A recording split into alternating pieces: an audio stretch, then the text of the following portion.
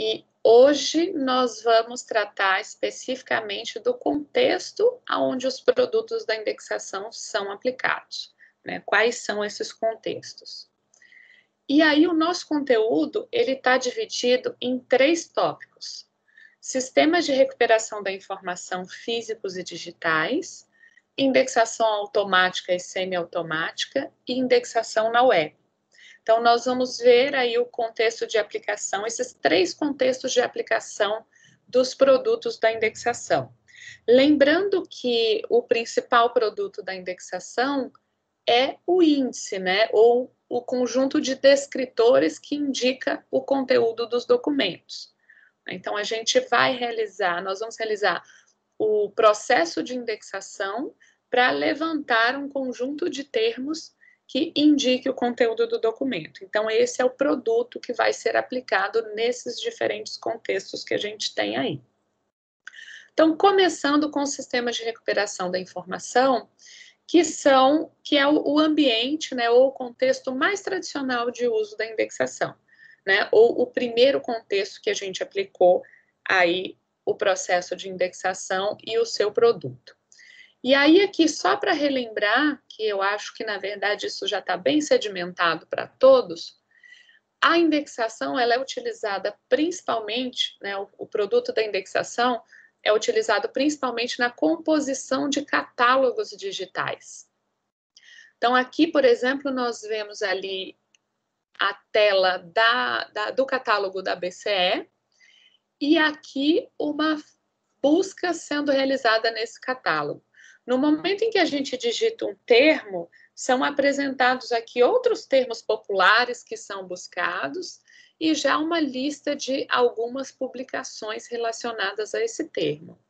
E de onde vêm essas sugestões de termos populares e de onde são indicadas publicações que apresentam esse assunto? Essas indicações, elas vêm de um índice que é composto a partir do preenchimento de um formulário no momento da catalogação e da indexação. Então, no momento que a gente indexa um documento, quando a gente vai inseri-lo num sistema de recuperação da informação, a gente indica o seu assunto. E aí, esse assunto indicado, ele vai compor um índice que vai ser consultado no momento aqui em que o usuário insere um termo de busca. Isso a gente já viu, mas esse é o primeiro contexto de aplicação do produto da indexação.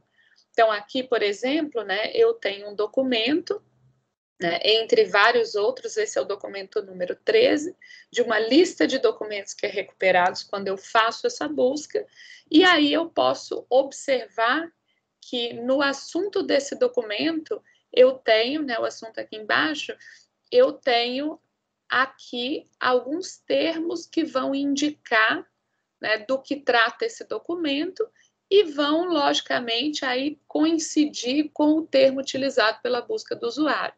Por isso que esse resultado é exibido. Então, esse é o contexto mais comum, né, de utilização do produto da indexação, né, aqui destacando para vocês.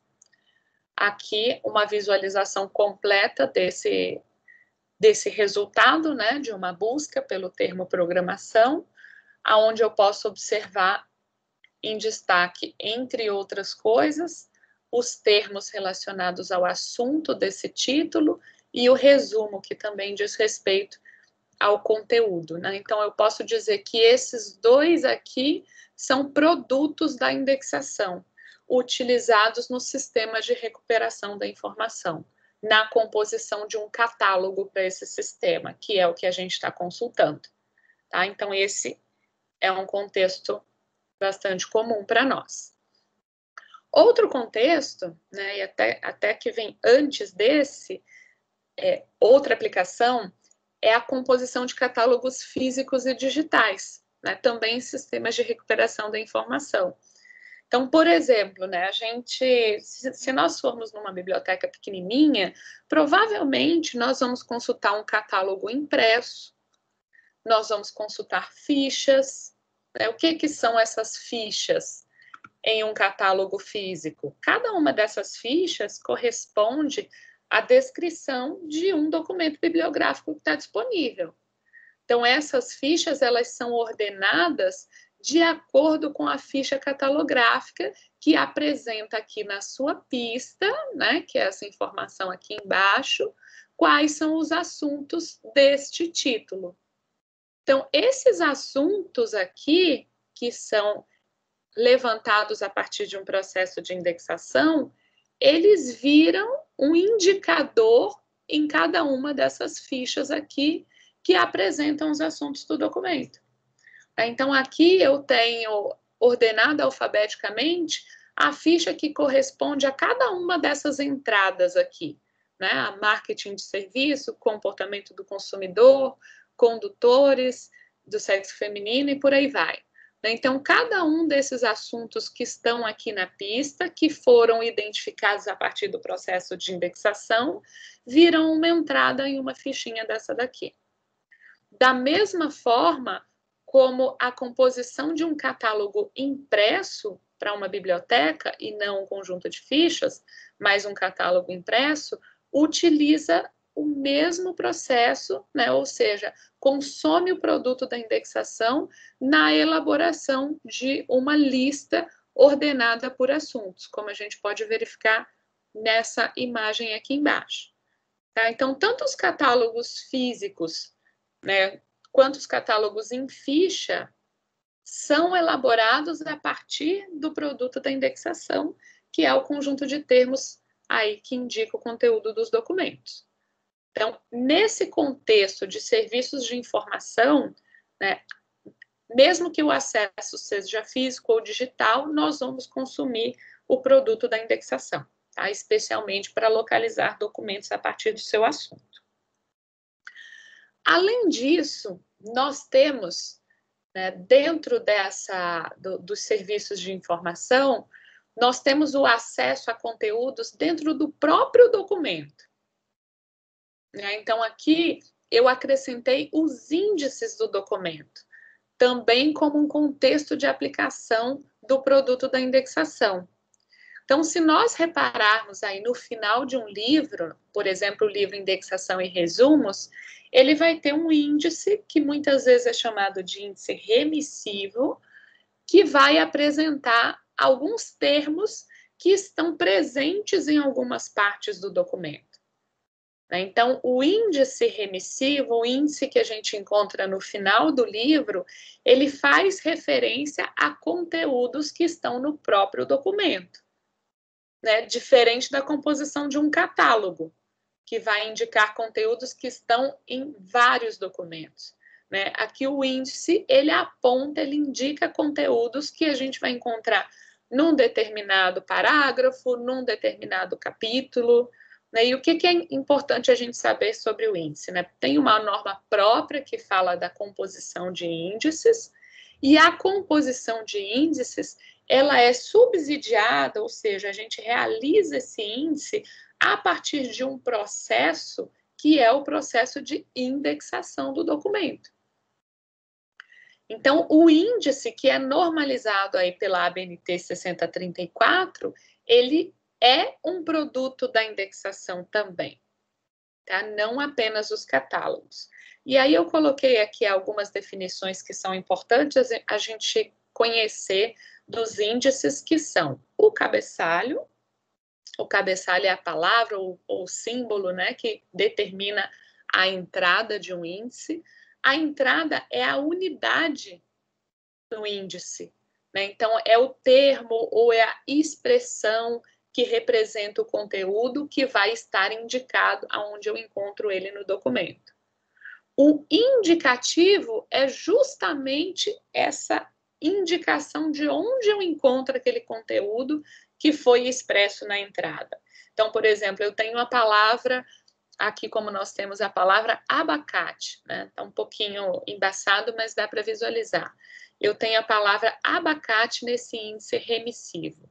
A palavra abacate é a entrada, e aqui eu tenho a especificação dessa entrada e a indicação do local onde eu encontro essa entrada. Então, a indicação ou o indicativo vai ser geralmente o número de página, porque nós estamos falando de um documento, né, e do conteúdo que está presente nesse documento. Mas, por exemplo, se eu fizer um índice de um documento audiovisual, ao invés do número da página, eu vou encontrar ali os minutos e segundos aonde aquele conteúdo é apresentado. Então, só para vocês compreenderem que eu tenho o cabeçalho, a entrada e o indicativo. Todo o índice é composto dessa maneira. E o que são as remissivas, né? E geralmente a gente encontra até esse termo, índice remissivo. As remissivas são as indicações que remetem a outros cabeçalhos. Então, por exemplo, eu posso ter um cabeçalho no meu índice que indica que eu consulte um outro cabeçalho também que trata de assunto correlato. Então, para isso, eu utilizo a expressão ver também. Então, você está vendo uma entrada e eu indico que você também veja outra entrada. Eu faço uma remissiva para uma outra entrada, para completar ali a sua busca por um assunto dentro de um índice. E a remissiva ver é quando eu desejo anular uma entrada e te dizer para buscar por outra. Então, quando que eu vou encontrar essa remissiva ver? É quando eu tenho, por exemplo, duas palavras sinônimas. Eu sei que os leitores eles podem buscar pelo termo A ou pelo termo B, mas é no termo B que está a resposta, que está o conteúdo que ele deseja. Então, no termo A, eu indico que ele veja o termo B. Então, a remissiva ver, ela anula uma entrada e te diz qual deve ser buscada. E a remissiva ver também, ela complementa a sua busca por um conteúdo. Tá? Então, o índice que segue aí essa estrutura, ele é um contexto de aplicação da indexação. Né? O produto da indexação é um índice. O índice de documentos é uma aplicação do produto da indexação. Então, agora, dando continuidade, vamos passar para outro contexto de aplicação da indexação, que é a indexação automática e a indexação semiautomática. Então, o indexador ele vai poder atuar também nesse contexto. A indexação automática ou semiautomática é naturalmente aquela indexação que pode ser assistida por computador, né? Pode ser apoiada pelo uso do computador. E aí, substituindo etapas, colaborando com algumas das tarefas a serem realizadas pelo indexador, ou sendo realizada completamente, né, que é a indexação completamente automática, por um sistema automatizado.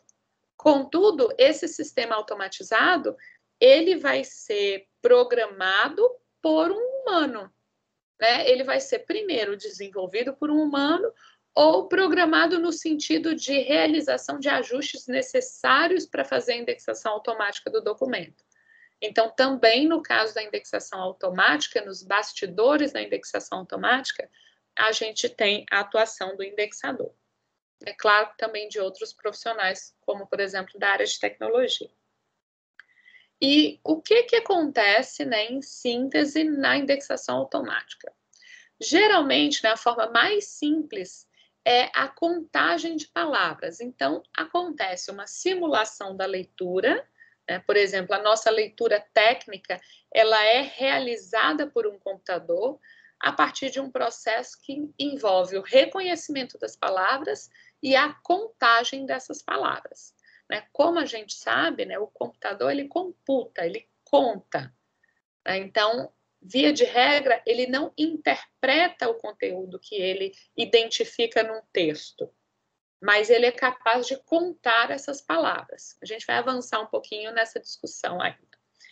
E então, a partir dessa contagem de palavras, são geradas duas listas. Uma lista negativa, que são as palavras consideradas pouco significativas, né, que podem ser aí ignoradas em termos de indexação, né? Por exemplo, os pronomes, os artigos, as conjunções, né? Então, por exemplo, o que é uma, né, dentro de uma frase, em termos de significado, né, em termos de indexação, né? Ou seja, não tem valor essa palavra para indexação. Então, essa lista negativa, que é elaborada pelo indexador, ela é acrescida ao programa de computador que vai fazer essa contagem de palavras e quando se deparar com uma palavra que foi indicada que está na lista negativa, vai eliminar essa palavra. E nós temos também a lista positiva. A lista positiva, ela vai ser gerada a partir de palavras que são muito relevantes e que apareçam no texto analisado pelo computador. Então, nós temos basicamente, né, no contexto mais simples de indexação automática, uma limpeza do texto, com indicação daquelas palavras que são relevantes e daquelas que não são relevantes. E aí, geralmente, para isso, é utilizado um software que é configurado e que vai, então, eliminar as palavras que não são significativas, vai ordenar as palavras segundo a frequência da ocorrência, né? Então, dentre aquelas palavras que são positivas, né, que são significativas, quais são as mais frequentes? E aí vai apresentar isso para o indexador, no caso de uma indexação semiautomática, e aí o indexador ele vai decidir daquelas palavras que foram indicadas e que são mais frequentes, quais são as adequadas para indexar o documento, ou vai, né, ou o software vai vincular diretamente essas palavras mais frequentes, por exemplo, né, essa é uma das técnicas, aos documentos, indicando que esses são termos relevantes. Então, esse é o comportamento básico da indexação automática e da indexação semiautomática. Essa vinculação, né, que é feita aí sem intermédio direto de um humano, ela pode ser de dois tipos. Ela pode ser por atribuição. A vinculação por atribuição é quando, por exemplo, o computador identifica uma palavra, essa palavra faz parte da lista de palavras positivas, ou seja, ela não é eliminada porque ela é uma palavra sem valor semântico, e aí depois ela é comparada com uma lista de termos que são relevantes dentro daquela temática. E aí é considerado que aquele termo, ele é autorizado e deve ser vinculado ao documento. Vou explicar mais uma vez. Eu tenho um documento que é lido pelo computador e aí são separadas palavras negativas, ou seja, eu tiro os artigos, eu tiro os conectivos, as palavras que não têm peso semântico, que não carregam significado, e aí eu tenho uma lista de palavras positivas. Essa lista de palavras positivas, ela é ordenada de acordo com a sua frequência, né? Ou seja, as que aparecem mais vezes para as que aparecem menos vezes. Depois disso, eu vou comparar essa lista de palavras positivas com uma lista de termos autorizados. Essa lista de termos autorizados é elaborada por um indexador. Então, por exemplo, dentro do assunto biblioteconomia, eu vou dizer quais termos são autorizados, quais termos são relevantes. E aí o computador vai comparar essa lista de palavras positivas com essa lista de termos que são autorizados e vai atribuir, né, e vai vincular por atribuição aqueles termos que ele encontrar que estejam presentes na lista de termos autorizados. Então, veja que muitas vezes eu posso encontrar um termo no documento, né? O computador pode encontrar um termo no e esse termo ser um termo diferente na lista. Por exemplo, ter um sinônimo nessa lista. E aí ele vai fazer a atribuição desse sinônimo. Tá ok? Então, é feita uma atribuição levando em consideração que os termos são positivos, a frequência dos termos e a existência desses termos na lista de termos autorizados. Então, em diversos momentos vai ter aí, nesse contexto, a atuação do indexador. Outra maneira de vincular os termos na indexação automática é por extração. Então, aí, na verdade, eu tenho uma etapa a menos, né? Eu não preciso comparar a lista de termos positivos com uma lista de termos autorizados. Eu atribuo diretamente os termos que foram encontrados, que são positivos e que são mais frequentes. Então, esses são os dois caminhos aí para a indexação automática. Tudo isso vai acontecer por intermédio de um software. Eu estou detalhando isso para vocês porque vocês vão atuar nesse contexto.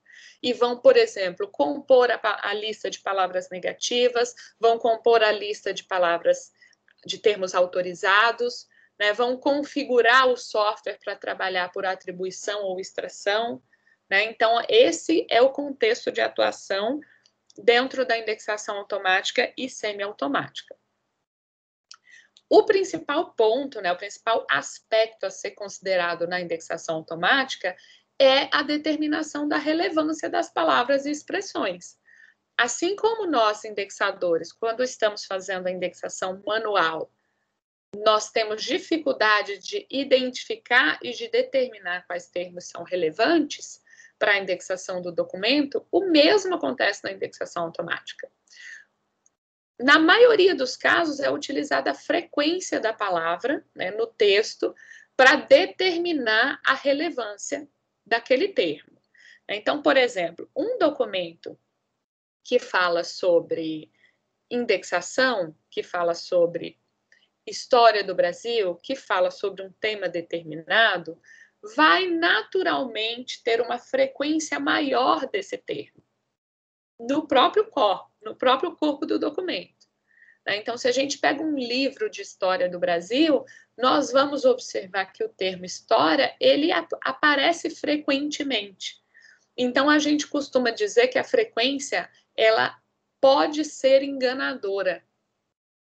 E aí, para isso, para lidar com isso, é muito comum considerar a frequência relativa do termo. O que é a frequência relativa do termo? É a frequência das palavras no texto comparado com a frequência das palavras no acervo. Ou seja, as palavras que são mais frequentes no acervo, elas são desconsideradas na indexação automática. Então, por exemplo, uma biblioteca de história desconsidera o termo história ao contar a frequência das palavras num texto. Tá? Isso porque história é um termo que vai fazer parte de todos os documentos do acervo. Então, ele é um termo que ele não é relevante para a recuperação de um documento específico. E aí, isso eu chamo de frequência relativa do termo. É a frequência do termo em um texto, levando em consideração que, muitas vezes, os termos mais relevantes mais frequentes daquele termo, não serão relevantes porque eles são frequentes no acervo como um todo. Tá? Então, o indexador, inserido no contexto da indexação automática e semiautomática, ele precisa compreender esse ponto. Há, contudo, um problema que é a subatribuição de termos, né, de palavras, e a superatribuição. A subatribuição é quando o computador ele não seleciona um termo que um indexador humano iria atribuir. Né? Ou seja, o computador ele não é capaz de reconhecer um termo importante que um humano reconheceria. Isso acontece em pelo menos 20% dos casos, tá? No melhor cenário. E há também a superatribuição, que é quando o computador seleciona termos que os humanos não considerariam relevantes. E aí, o indexador, ele precisa compreender o comportamento do software, né? Em quais casos está acontecendo subatribuição e em quais casos está acontecendo superatribuição, para que ele possa agir melhorando o funcionamento do software, seja na melhor composição da lista negativa, seja na modificação do cálculo que é considerado, do tipo de algoritmo que é utilizado pelo software na indicação dos termos relevantes. Tá? Então, é importante para nós, a gente não vai entrar em detalhes da metodologia, das diversas metodologias de indexação automática e semiautomática hoje, mas a ideia é a gente compreender esse contexto para a gente saber quando formos atuar. E aí eu vou trazer, então, agora, alguns modelos e métodos que são mais usados. Métodos, nós temos principalmente os sintagmas nominais. O que são os sintagmas nominais? São softwares que são capazes de compreender ali a entidade mínima de significado no texto. O que significa isso? Isso é qualquer palavra? Não é qualquer palavra. Muitas vezes é um conjunto de palavras, uma expressão. Por exemplo, quando eu vejo num texto um bibliotecário, isso é um sintagma nominal, isso não é qualquer bibliotecário, isso é um bibliotecário específico. Então, isso tem uma entidade de significado diferente de olhar essas duas palavras de maneira isolada, né? Diferente de simplesmente eliminar uma e considerar a palavra bibliotecário. Então, esse é um método, né? É trabalhar com os sintagmas nominais. E aí a gente precisa conhecer bastante sobre isso e precisa saber extrair os sintagmas nominais de um conjunto de documentos, né, que a gente costuma chamar corpus. O método que utiliza vocabulários controlados, né, onde eu indico todos os termos que são relevantes a partir da composição de um vocabulário controlado em uma área, uma lista grande de termos, e aí o software ele vai buscar por aqueles termos e vai me retornar todos os documentos que têm aqueles termos, e a frequência de ocorrência, que é a mais comum, né, que eu já falei. Além disso, nós temos algumas fórmulas, né, considerando, por exemplo, a frequência de ocorrência. A mais comum é a lei de Zipf, que faz aí uma consideração entre o peso de um termo no documento e o peso desse termo no acervo. Né, o ponto T de Goffman também é muito utilizado, são fórmulas matemáticas, tá, que consistem em análises bibliométricas relacionadas aí aos termos que estão presentes no texto. Também são muito utilizadas, tem várias outras, tá? A natureza do corpus, né, ou seja, dentro dos modelos e métodos, eu posso adotar a utilização do texto completo do documento, dos resumos, do título, né, qual será a parte do documento que vai ser considerada em uma indexação, em um contexto de indexação automática.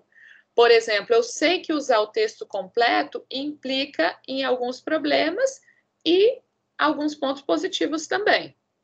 Usar o resumo tem as suas qualidades. Os documentos têm resumos? Qual é a qualidade do resumo? É muito comum o uso do resumo, porque o resumo ele já é um extrato sobre o conteúdo do documento, né? O conteúdo temático do documento. Então, eu preciso ter conhecimento disso e dizer qual é o modelo ali, o que eu vou adotar. Além disso, a tipologia do corpus. Eu preciso reconhecer que, dependendo do tipo de documento que compõe o meu corpus para indexação automática, eu tenho caminhos distintos a seguir.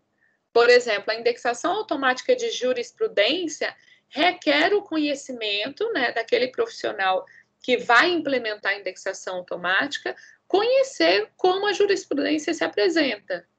Né? Quais são os elementos de significado dentro de uma jurisprudência? Né? Aonde eu encontro numa jurisprudência o principal conteúdo? Então, isso tudo influencia no processo de indexação automática.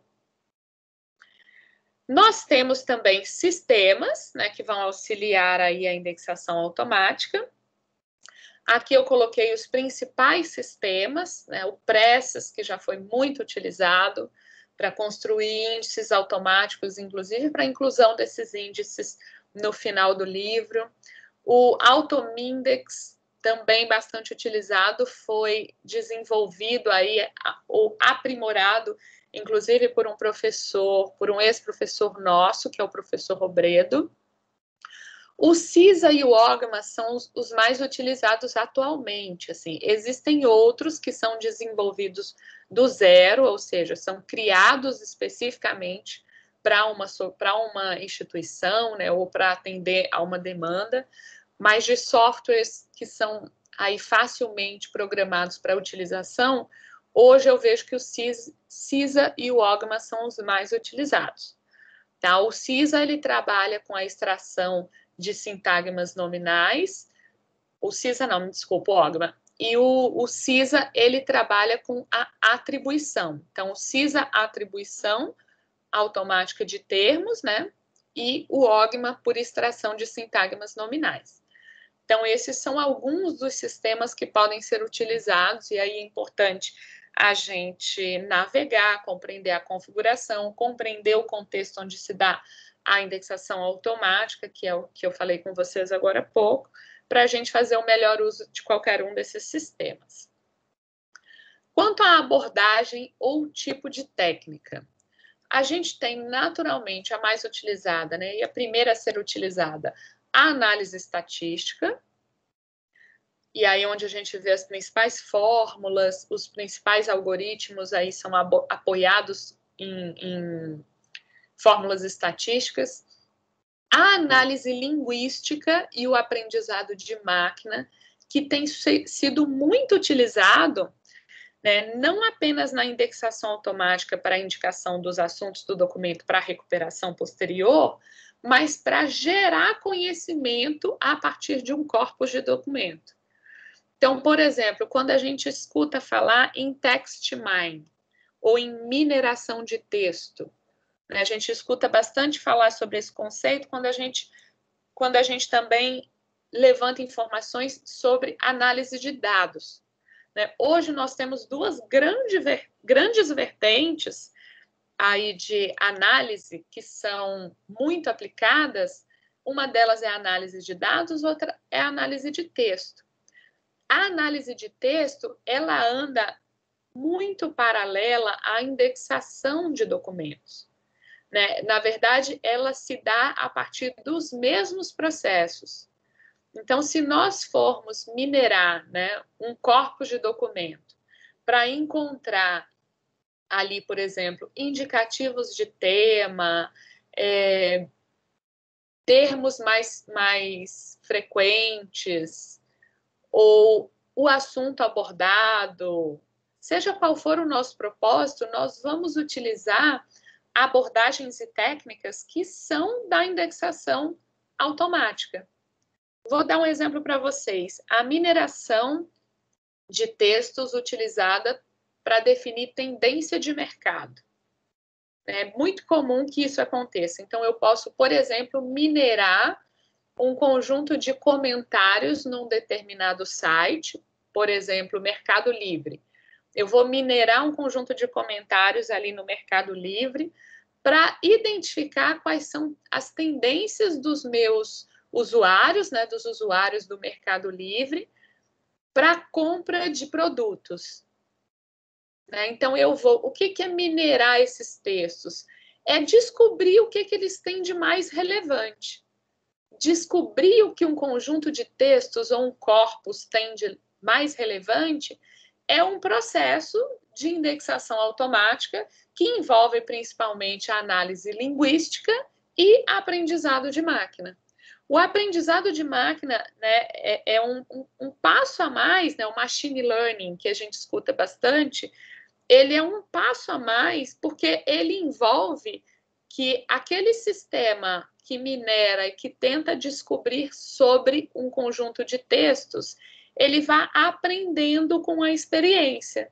Então, com o tempo, por exemplo, o sistema é capaz de descobrir que quando um usuário faz vários comentários positivos, aquele usuário pode ser um usuário fake. Tá? Tô dando uma suposição para vocês entenderem um pouquinho melhor. Tá? Então, esse processo, né, que hoje a gente não vai entrar em detalhes de mineração de texto, nem de aprendizagem de máquina, mas essas são abordagens ou técnicas de indexação automática, porque a indexação nada mais é que a indicação do conteúdo. Seja essa indicação de conteúdo para definir tendências de mercado, para descobrir os termos que melhor representam o assunto do documento para permitir sua recuperação num catálogo. Tá? Então, para a gente ter uma visão sobre isso. E uma outra abordagem, ou própria representação do conhecimento, que se dá, por exemplo, com a categorização, baseada numa classificação de documentos, né, uma classificação que pode ser bibliográfica, tá? É um outro tipo de abordagem que pode ser usada na indexação automática. Entrando agora na indexação na web. A indexação automática ela já permeia a indexação na web, porque naturalmente os resultados da indexação na web ou eles vão ser consumidos na web ou eles vão ser até implementados na web. Então, muito do que a gente falou se aplica, né, ou a gente consome ou a gente realiza na web. Mas eu fiz essa distinção para falar de um contexto muito próprio, muito específico de aplicação da indexação, que é na internet, que é o que a gente vai ver agora. Então, aqui, eu vou fazer um panorama bem rapidinho para a gente visualizar aqui os diferentes tipos de indexação que a gente tem na web, né, que estão presentes hoje, mas quando eu falei com vocês, né, no nosso conteúdo que tratou aí do histórico de evolução da indexação, muito do que a gente tem aqui eu apontei ali em algumas etapas da evolução da indexação, né? Então, a gente chega naturalmente hoje aos dias mais atuais, com a indexação na web. Então, ali ainda na década de 90, né, a gente teve a popularização da internet, né, e muitos sites começaram a surgir. Né, várias pessoas começaram a criar sites. E aí existiam alguns projetos para facilitar a nossa vida, né, ao buscar por um site. Então, aí dois importantes projetos foram o Yahoo e o Open Directory. Então, o Yahoo e o Open eram, na verdade, diretórios para encontrar sites. Esses dois projetos, eles eram uma hierarquia, ou seja, uma lista para indexar os sites que iam surgindo. E essa indexação, ela levava em consideração as sugestões dos usuários também. Então, por exemplo, eu entrava no Yahoo para procurar um site, eu visualizava um conjunto de categorias, ou seja, uma lista hierárquica que indexava os sites, e eu poderia sugerir uma melhoria nessa indexação. Então, aí nós temos na web, hoje a gente ainda encontra isso, a indexação a partir da categorização, né? Ou seja, identificando ali várias categorias ou assuntos mais genéricos. Aqui, por exemplo, a gente pode ver uma imagem do Open, onde a gente observa aqui algumas categorias e subcategorias, né? Dentro de games, o que é que eu encontro? Videogames, RPG, jogos de tabuleiro. Então, aqui dentro dessa categoria e das suas subcategorias, eu tenho sites que são indexados, né? Indexados por usuários, indexados automaticamente, indexados por quem produz o conteúdo. Geralmente acontece uma mescla disso tudo na web, tá? Na indexação na web. E aí, no ano 2000, a gente tem a bolha da internet, e muitas empresas, né, muitas empresas que eram baseadas na internet, elas caíram, né, elas faliram, inclusive, com essa bolha da internet. A gente conhece isso muito como a bolha das .com. Né? Então, foi no ano de 2001 que isso aconteceu. E é nesse ano também que a gente vê aonde aqueles sites e aquelas empresas baseadas na internet que contam com os usuários, né, ou contam com inteligência coletiva de alguma maneira para agregar valor ao seu produto, elas sobreviveram. Então, é no momento onde o conceito de Web 2.0 ele é marcado, né? E ele é marcado porque o mundo, né, começa a observar que sem a interação direta, né, sem a participação, a colaboração dos usuários, inclusive na indexação, né, e especialmente na indexação dos conteúdos, a tendência é que essas empresas caiam.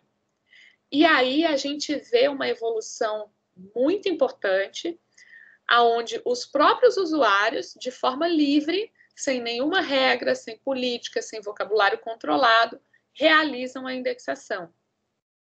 E, para isso, a ciência da informação e a ciência da computação dão o nome de folksonomia. A folksonomia, ela é caracterizada pela etiquetagem, né? Ou seja, de maneira pública e social, né? Utilizando termos aí dos próprios usuários, o que a gente chama de linguagem natural. Então, na folksonomia, eu tenho qualquer usuário indexando os documentos utilizando o seu próprio vocabulário, ou seja, a linguagem natural. Então, é claro que isso causou um caos, né? E a gente tem aí diversas maneiras de lidar com esse caos, mas isso também faz com que os usuários eles não percam informação, porque de alguma maneira está tudo indexado na internet. Imagina você se a gente precisasse parar para indexar tudo que é disponibilizado, não seria possível, né? Então, de alguma maneira, esses documentos podem ser encontrados e o usuário participa ativamente da indexação desses documentos. E aí a gente tem alguns sites que são bem comuns, esse tipo de indexação. Eu coloquei aí uma imagem do Flickr, né, que é um site utilizado para divulgação de fotos. Então, aí a gente tem o próprio usuário, ele cria uma conta, não sei se vocês conhecem, mas o usuário, ele cria uma conta, ele faz a submissão da sua imagem e ele descreve a sua imagem. Ele descreve, por exemplo, as características técnicas da fotografia, né, que tipo de máquina, qual a resolução, todas as características técnicas. Ele determina palavras-chave, ele intitula. E os usuários, os outros usuários que vão consumir essa imagem, eles podem comentar sobre essa imagem, indicando o seu conteúdo. Então, aí a gente vê muito claramente a folksonomia, ou a indexação social. Né? Uma pessoa, um autor disponibiliza um conteúdo, outros usuários desse conteúdo vão colaborando com a indicação do assunto desse conteúdo. Então, como esse contexto, né, da internet se apresenta para um profissional da indexação? Ele se apresenta principalmente na melhoria da descrição desses conteúdos para que eles sejam melhor localizados. Né? É claro que é uma liberdade do usuário, né, do produtor de conteúdo, disponibilizar e descrever. Como, por exemplo, quando a gente divulga uma foto no Instagram ou qualquer outro lugar. Né? Cada um dá a legenda que preferir, cada um marca ali com as hashtags que achar melhor. Mas, né, esse é um terreno fértil para a atuação do profissional, melhorando a descrição, especialmente no caso de empresas, né, de instituições que efetivamente precisam ser localizadas. E nós tivemos nesse mesmo período, né, com o surgimento da folksonomia, nós tivemos a utilização da classificação facetada das tags, né, ou da estrutura dessa etiquetagem. Né, a folksonomia se dá com as tags, que são as etiquetas. E como isso foi feito de maneira tão, digamos, descontrolada, nós tivemos aí algumas propostas de soluções que são implementadas por muitos sites de estruturação dessa etiquetagem. Então, um grande exemplo que a gente tem é o próprio YouTube. No YouTube, a gente disponibiliza um conteúdo, um vídeo no YouTube, a gente define ali as nossas tags, mas nós temos algumas categorizações que são feitas pelo YouTube a partir dessa indexação que é realizada. Então, por exemplo, nós temos a atuação de profissionais, né, à frente de páginas no YouTube, né, de canais no YouTube de grandes empresas. Aqui, só para exemplificar para vocês, a gente tem aqui algumas maneiras de acessar os conteúdos do YouTube no menu.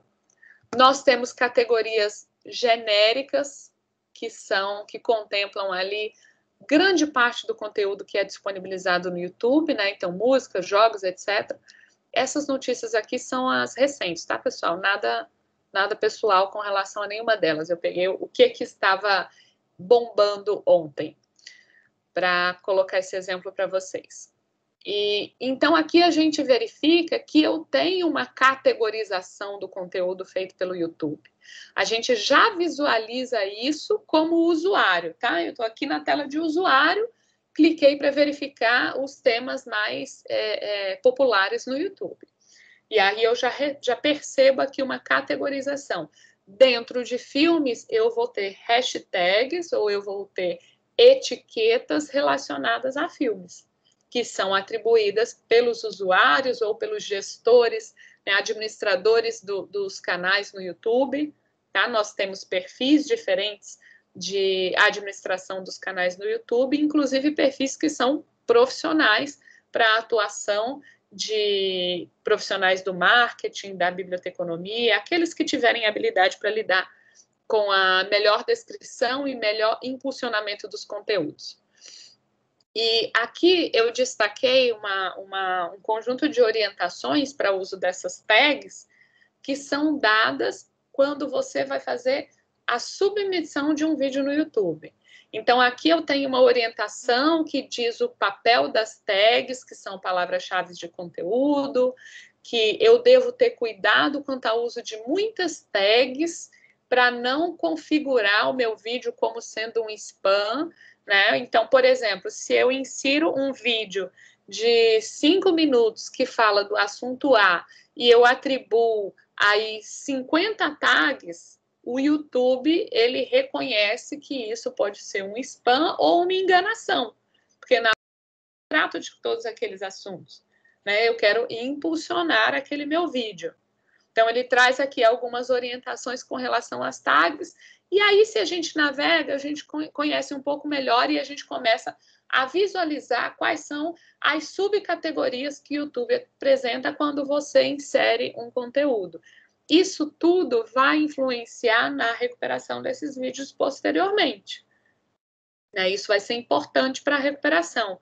Esse é um importante contexto de aplicação da indexação, né? Mesmo porque é uma ferramenta muito utilizada, né, o YouTube. E, então, além da categorização, da recomendação, nós temos também, né, algo que é até anterior na web, que é a busca por texto completo. Então, quando a gente, por exemplo, faz uma busca no Google, a gente encontra ali, entre outras coisas, os documentos completos que a gente deseja consumir. Então, esses documentos que estão disponíveis a partir de um metabuscador como o Google, eles também foram indexados.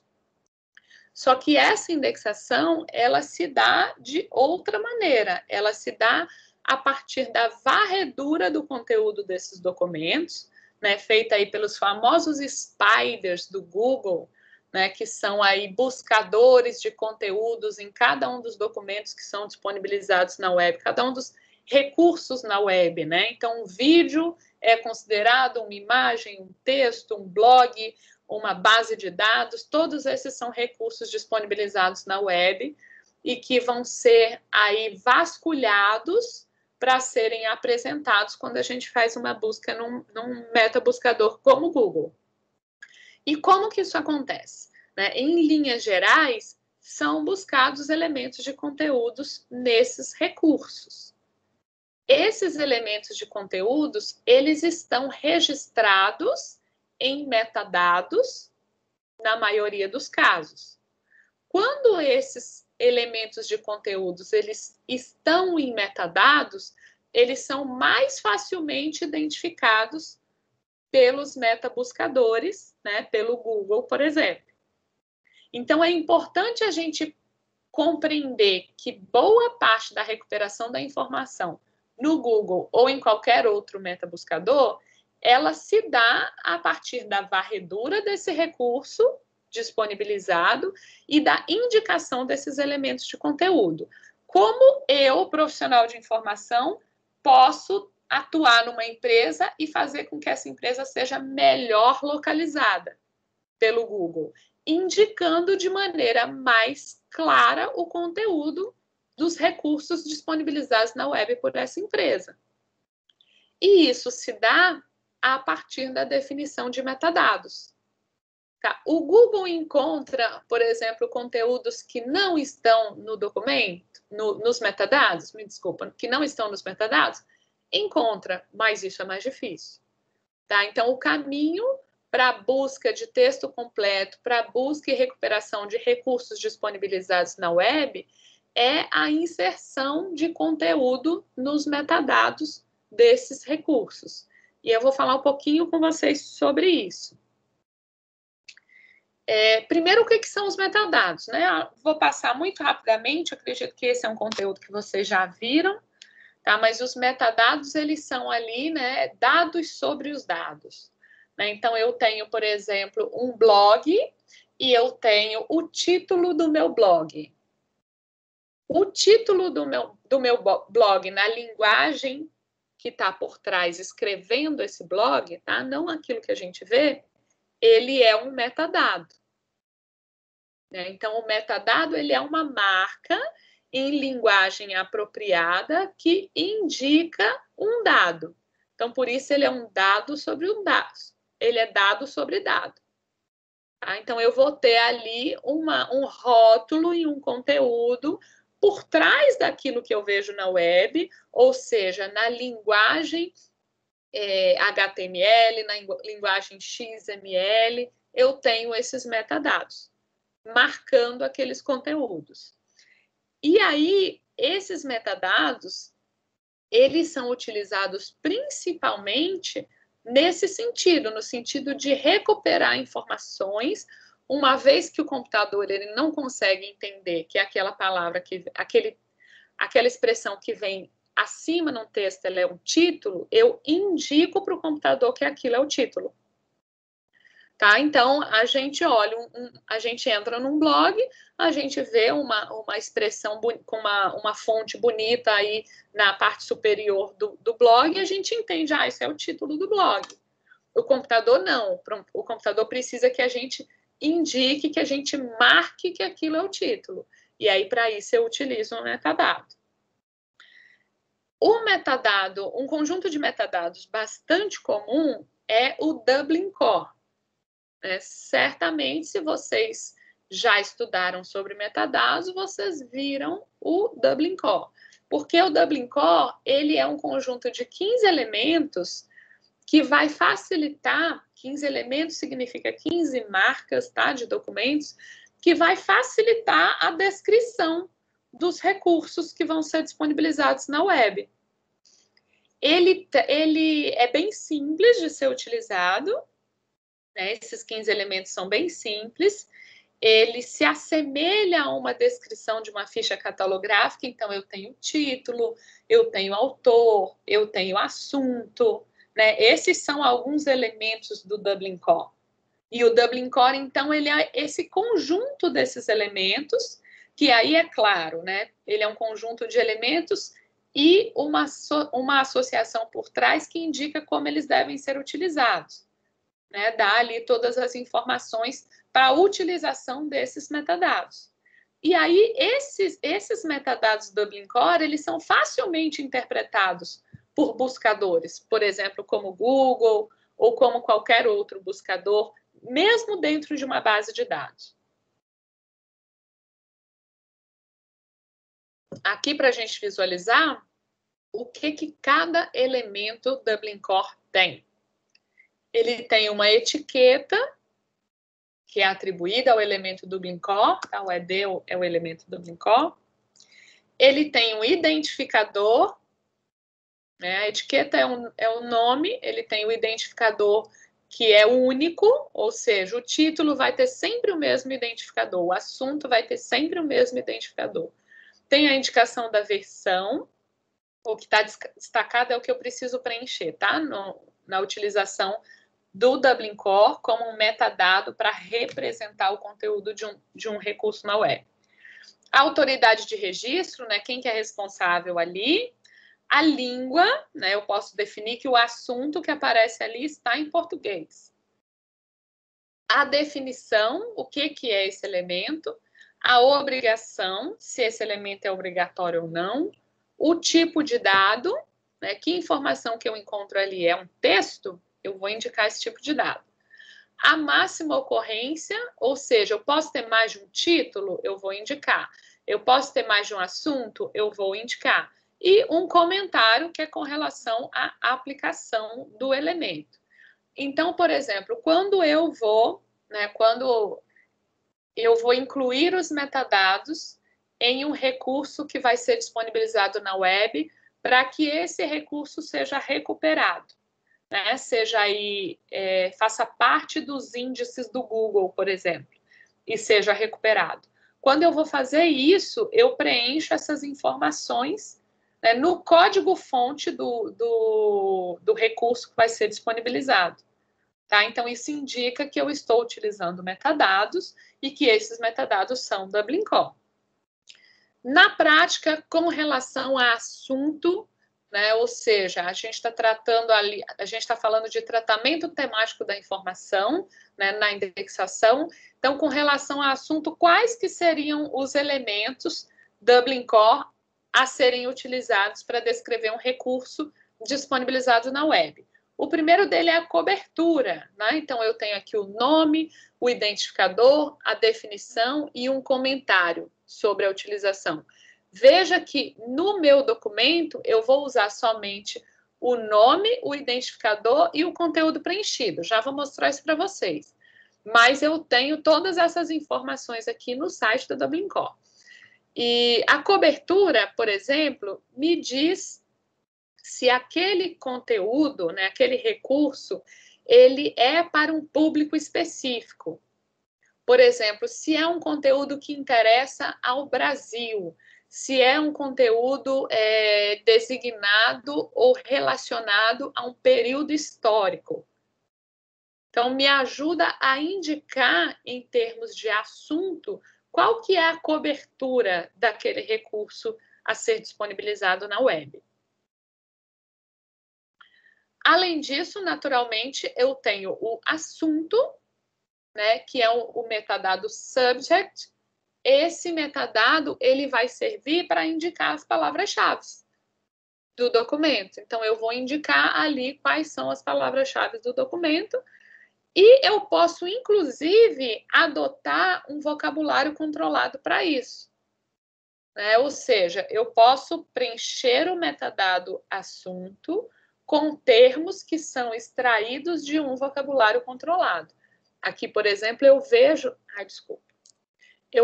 a indicação do metadado assunto sendo preenchido com o vocabulário controlado DEX. Tá? Então, até aqui, o DC, né, a indicação de que é um Dublin Core, um metadado Dublin Core. A especificação desse metadado, que é o subject. Eu tenho a indicação do uso de um metadado para determinar o assunto do documento, que é assistência à saúde. E nesse caso específico, eu ainda indico para esses spiders que vão varrer esse documento, por exemplo, para apresentar ele como um resultado de busca do Google, eu ainda indico que esse assunto que vai aparecer aqui, ele vem de um vocabulário controlado, que é o DEX. E tenho também a descrição, tá? É um outro elemento que vai ter aí um resumo, uma descrição textual, né? Uma apresentação do conteúdo do documento. Então, eu utilizo também esse elemento para representar o assunto. Então, dos elementos Dublin Core, eu posso utilizar a cobertura, o assunto e a descrição, tá? Dos elementos básicos Dublin Core. Aqui, para a gente visualizar isso na prática.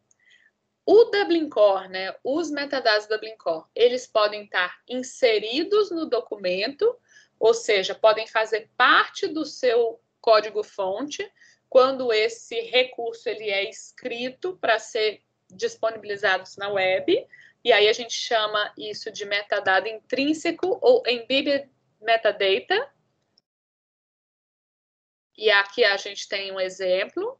Veja que aqui a gente tem o código-fonte de um documento, de uma página na web. Isso aqui pode ser uma página na web, por exemplo. Né? A gente sabe que a página na web ela é utilizada, ela é construída utilizando uma linguagem apropriada como HTML. E aí nós vamos observar na linguagem que escreve essa página a ser disponibilizada na web, a presença dos metadados. Além de outras informações, como título, data, formato, linguagem, editora, né, ou publicador, nós temos aqui a informação de conteúdo também, tá? De assunto. Nesse caso, foi utilizado o Dublin Core Description, e aqui a indicação do assunto. Aqui, no caso, essa é a página do próprio Dublin Core, tá? Que eu peguei o pedaço do código-fonte para que vocês pudessem ver. Então, nós temos uma página na web com metadados... Nós temos uma página na web com metadados intrínsecos, ou seja, que fazem parte do código-fonte dessa página e indicam aqui o assunto do documento. Tá? Então, esse é um uso muito comum na web. A outra maneira que a gente visualiza os metadados, né, o Dublin Core, é de forma extrínseca, fora do recurso. Por exemplo, eu tenho um repositório que adota o Dublin Core. Os campos desse repositório, vou mostrar aqui para vocês. Eu tenho aqui um recurso que está disponível num repositório, né? Vejam que está disponível aqui para download, e aqui eu tenho os campos desse repositório que foram preenchidos quando esse recurso foi carregado. Vejam que aqui esses campos, eles são metadados Dublin Core. Certo? Então, aqui eu tenho os metadados que são preenchidos fora do documento, ou seja, tem um formulário que associa essa descrição, esse preenchimento de metadados, a um documento que é carregado, que é feito o upload para o repositório. Então, são essas as duas maneiras que eu tenho de acrescentar metadados para descrever o conteúdo dos recursos na web, para facilitar ou para permitir a sua recuperação da informação. Só posso utilizar os metadados do Dublin Core? Não. Aqui a gente tem um exemplo de marcação de conteúdo. Isso aqui é o código HTML de uma página na web, onde a gente verifica aqui a utilização de palavras-chave que descrevem esse conteúdo, e eu não utilizo um conjunto de metadados específicos como o Dublin Core, mas eu indico aqui as palavras-chave, né, as keywords, e os seus respectivos assuntos aqui. Certo? Então, é dessa maneira que nós vamos conseguir uma recuperação da informação mais efetiva dos recursos que são disponibilizados na web. Qualquer desses outros conteúdos aqui, né, que não estão marcados, né, por exemplo, aqui eu tenho um parágrafo com conteúdo. Esses conteúdos, eles podem ser varridos, né, podem ser localizados por um metabuscador e podem ser apresentados para o usuário? Sim. Mas nesse contexto, a aplicação, o uso de metadados e a realização de indexação coerente daquilo que é disponibilizado faz com que o conteúdo se destaque e apareça nos primeiros resultados. que a gente sabe que para cada busca que a gente faz, são apresentados aí 200, 300, 400, 1 milhão de resultados. Né? Então, o produto da indexação, neste caso, é importantíssimo para garantir que os resultados de busca vão aparecer nas primeiras posições de uma lista de recuperação na web. Bem, aqui eu deixei uma bibliografia disponibilizada, que já está disponibilizada no Moodle para vocês, né, desde o início. E aqui a gente tem o nosso fórum que vocês devem aí responder logo agora ao final da nossa live, tá? A gente já tem lá uma perguntinha sobre o fórum para ser respondida por vocês.